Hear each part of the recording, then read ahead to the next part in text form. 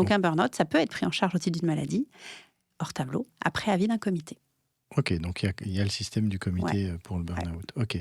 Et moi, la déclaration, pour moi, c'est ce que j'appelle souvent, c'est un chèque en blanc, et on verra que le chèque peut être salé, qu'on envoie à la sécurité sociale. Et J'aime bien souvent, l'image, j'aime ouais, beaucoup l'image.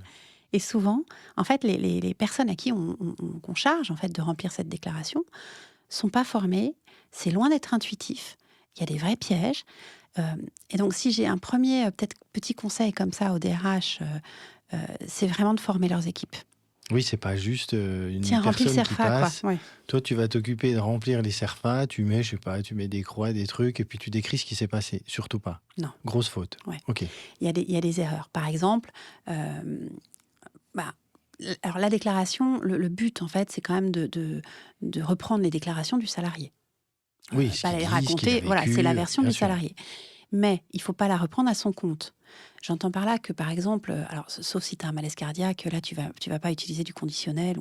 Mais l'apparition d'un mal de dos, tu vois ce que je te Mhm. disais, Oui, écrire, le salarié nous déclare qu'il se serait fait mal au dos, on déclare ce qu'il nous dit, mais on peut utiliser le conditionnel. On d'accord. n'y est pas, alors sauf s'il a été, il y a des témoins, sauf si quelqu'un a vu, Ça, mais tu recommandes bien plutôt sûr. d'utiliser le conditionnel. Ah oui, à chaque... Allez, premier tips, enfin Ouais, même, je sais pas si c'est le premier, parce qu'il y en a ah, déjà mais il y eu, en aura plein. mais Mais premier ouais, tips, ok, ouais. utilisez le conditionnel dans vos déclarations. Et tous les conseils, ils sont gratuits, hein, donc quand même, allez-y, profitez-en. Faites attention aussi à rendre lisible votre déclaration, parce que n'utilisez pas votre jargon.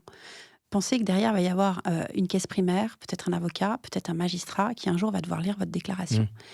Donc, il faut comprendre ce que vous avez écrit et ne pas aussi maximiser, ne pas... Je vais reprendre un exemple. Moi, par exemple, l'autre jour, j'ai eu entre les mains une déclaration d'accident du travail.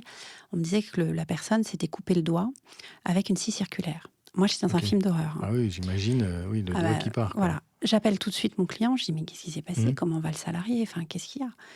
Ben, qu'est-ce qu'il y a, Morgane? Ben non, mais il a juste, c'est juste coupé le doigt. Oui, Je dis, mais comment ça, la scie circulaire coupée? Alors déjà, la déclaration avait été écrite, il s'est coupé le doigt et non pas au niveau du doigt. oui, donc Donc totalement déjà, différent. tu Couper le comprends pas doigt, la il est même en chose. deux, Ben voilà. ok. Et puis la scie circulaire, en fait, c'était le petit couteau à pizza là qui roule. Ok, ah, une scie circulaire. D'accord, ok. Ça, ils appellent ça une scie circulaire. Exactement. Ben, Ok. sauf que, enfin, donc on a réécrit sans évidemment raconter n'importe quoi. Il s'agit pas, bon, Non, c'est la déclaration du salarié, mais il faut se mettre à la place en fait de quelqu'un qui n'est pas dans l'entreprise et qui va lire ça. Il faut se mettre aussi à la place de l'inspection du travail qui pourrait recevoir cette déclaration sur son bureau. et se Si, dire, je bah, vais vite aller voir ce qui se passe bah dans la boîte. exactement. Hmm. Voilà.